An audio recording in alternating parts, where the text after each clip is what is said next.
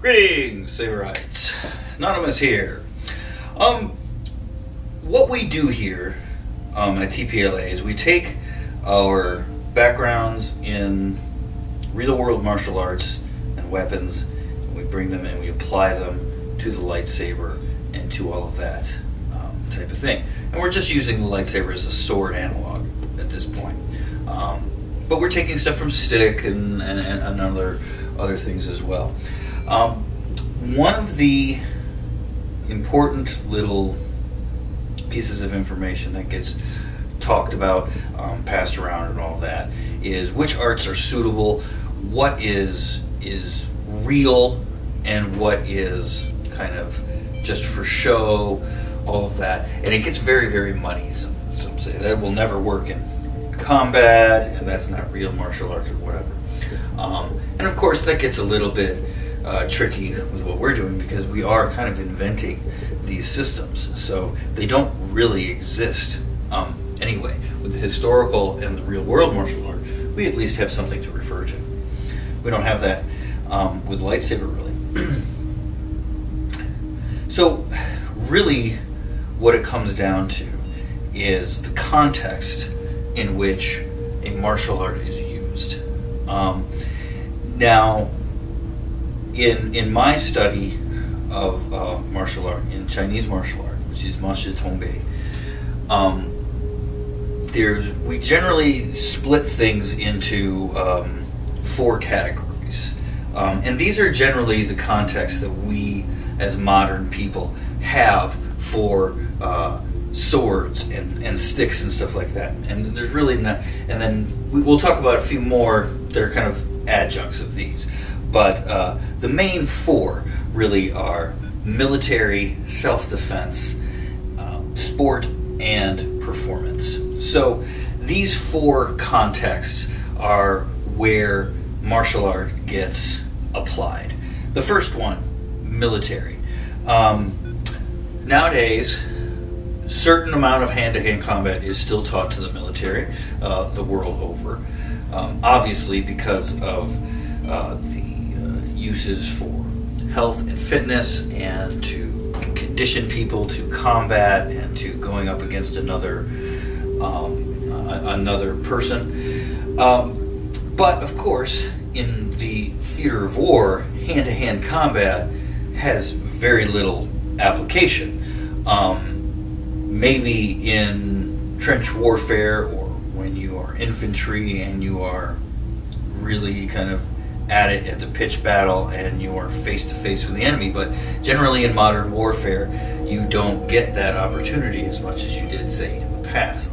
But even then, if we look back to the Ming Dynasty, a guy named Qi Ji Guang wrote a very long treatise called The New Methods of Military Effectiveness. And in it, he had a section of barehanded fist techniques. And in the preface of that section, he says it really doesn't have any direct contact or any direct application in modern warfare. It's really there for fitness, for morale, for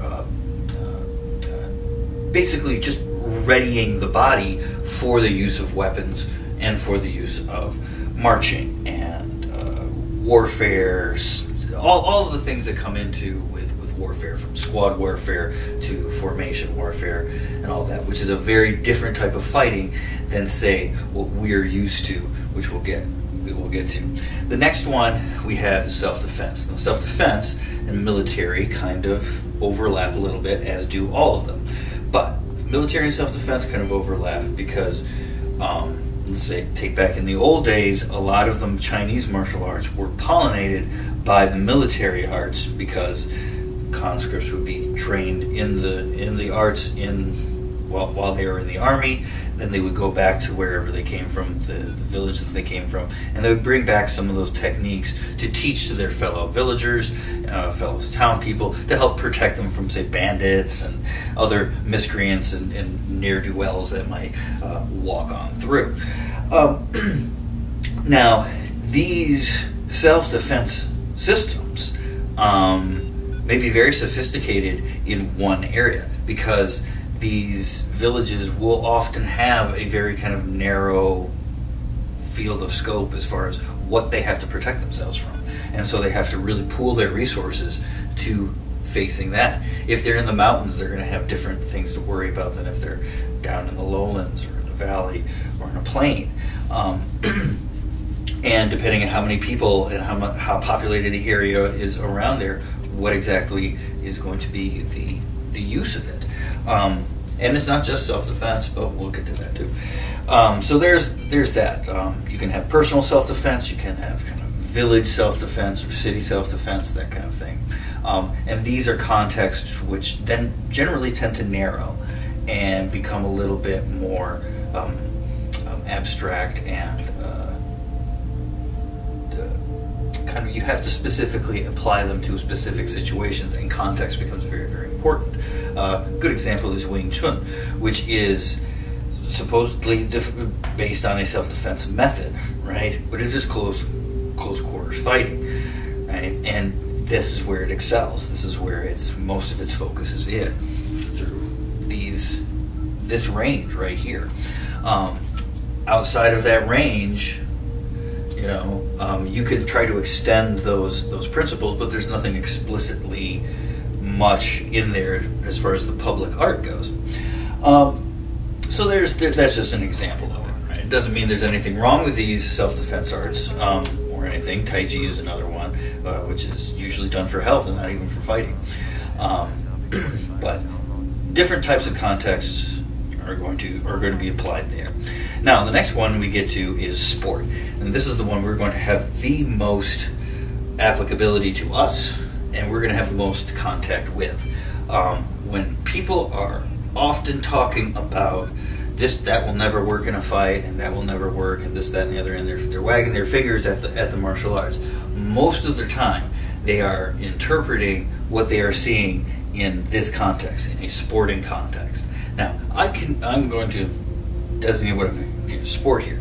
A sport here is any type of combat which is done in a very ordered and regulated fashion. So, a duel, even if it's to first blood or to the death, as long as it's a regulated duel, like a judicial duel or something like that, where you have an arena, you have a space, you have a certain amount of rules, whether it be choice of weapon or whatever, but there are some external constrictions to what you can do and what you do. You're not going to just run up and kill them in their sleep, right? This is combat for combat's sake, right?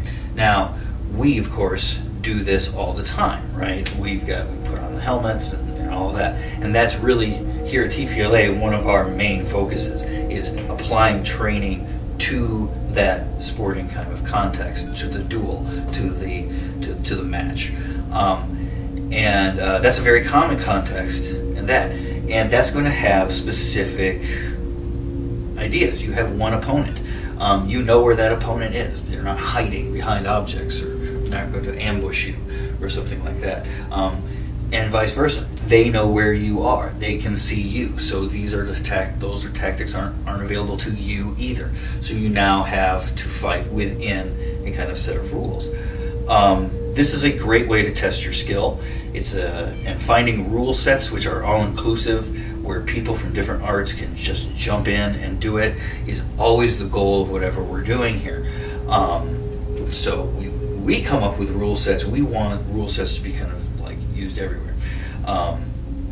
When you get into the leagues and stuff like that, every league is probably going to have their own rule set. Ludo Sport is going to have their rule set. TSL is going to have their rule set. All of these little combat groups and clubs that are popping up, kind of like mushrooms now, are all going to have kind of their own rules that they are going to play. So they're basically formulating their own games. The different games are going to rely on different skills. They might not rely on all your skills, but inclusive enough rule sets can really give you that feeling. Also, it gives you the feeling of not being able to do everything you want, which is a very important thing to feel in combat. You don't have a lot of freedom. You don't have any control. It's basically you just have to react, and you have to rely on your training to do that. So that's the sporting context. Kendo, fencing, MMA, pretty much anything that we do now is probably going to be within the sporting context. And if we go to the other one, to the solo set, which is going to overlap with the next one, you've got Daolu and forms and kata contests, which are judged in that. So that's the sporting set. But that kind of bleeds into the last category, which is performance. And like I said, that's like the choreographies that we do in lightsaber. That's like the solo forms that you see performed for entertainment and for demonstration purposes at tournaments, or on the street in China at festivals and all of this kind of thing. And the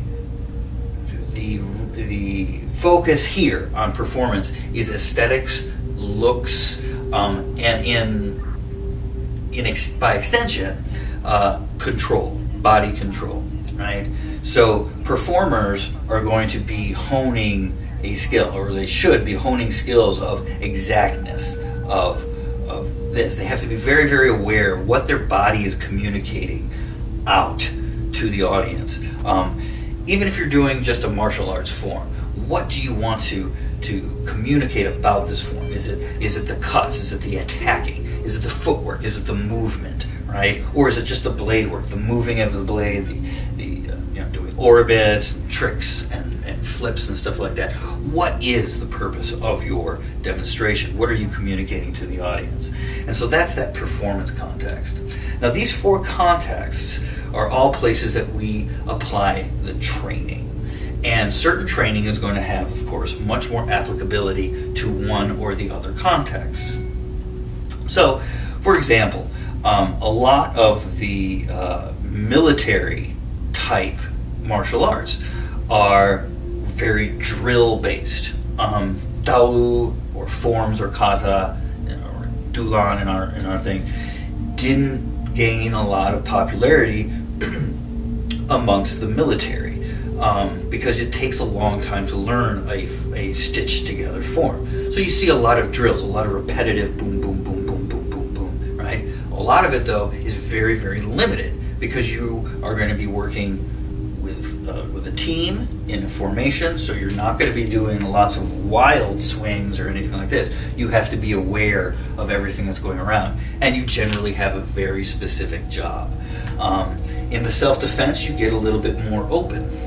Right? You can use this training and you can say, oh, this is going to be applicable to this, that, and the other. And when we're talking about weapons, we're talking about swords, self-defense becomes a very, very low priority, right? Because we don't carry swords around anymore. And in fact, at least here in the United States, most places have knife laws which prohibit you from carrying any blade longer than about 6 inches. Right? If you're carrying around a sharp sword, like a samurai sword or something like that, that's not in a case or whatever, you're drawing it around as if it were a self-defense weapon, you're probably going to get in trouble. So don't do it. But that's not the context that we're really worried about. Sport and performance are the places where we're really going to be focusing most of our attention here. And that's pretty much, I think what most of the martial arts is going to be focused on nowadays is sport and performance. And these, again, overlap. Self-defense overlaps with the military, as I said, but it also self-defense overlaps with sport, because you do learn self-defense and real techniques against real resisting opponents in the sporting context, right? The sport and performance overlap because what are more popular events nowadays, or even in the past, is fights, right? You had fights at festivals, wrestling matches, all of that. You can get into different kind of permutations of these little things, like ritual and religious type of martial arts.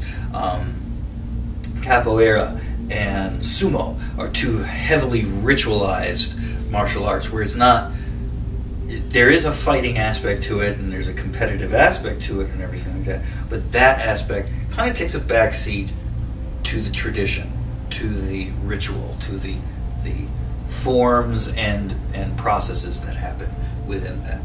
So, and that's basically kind of how it goes, right? So martial arts with its very, very long history, has a large amount of context in which it can be applied. As we are modern people, we've kind of gathered all of these different techniques applied to these different contexts, these different theaters, and kind of conflated them, right? So what we have to really do now is start to parse them out. What is useful for what, here, right? And remember, don't cast anything away just willy-nilly. Oh, I don't like that, so I'm just going to throw it away, right? We don't necessarily advocate that. What we do advocate is making sure something is biomechanically correct. It's not going to cause you injury, right?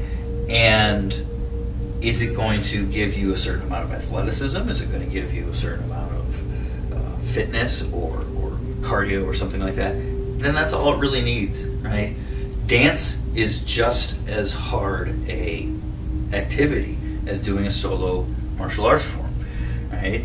Dancers have amazing physical fitness, ability, and conditioning, right? Any fighter would be just elated to be given that amount of conditioning that a dancer has, right? Now there are certain mechanical differences between dance and martial art that have to be addressed, but the physical ability, the athleticism involved is pretty much the same. So as you're looking at not only our stuff, but you're looking at other people's things, and you're saying, okay, what is this? What is this?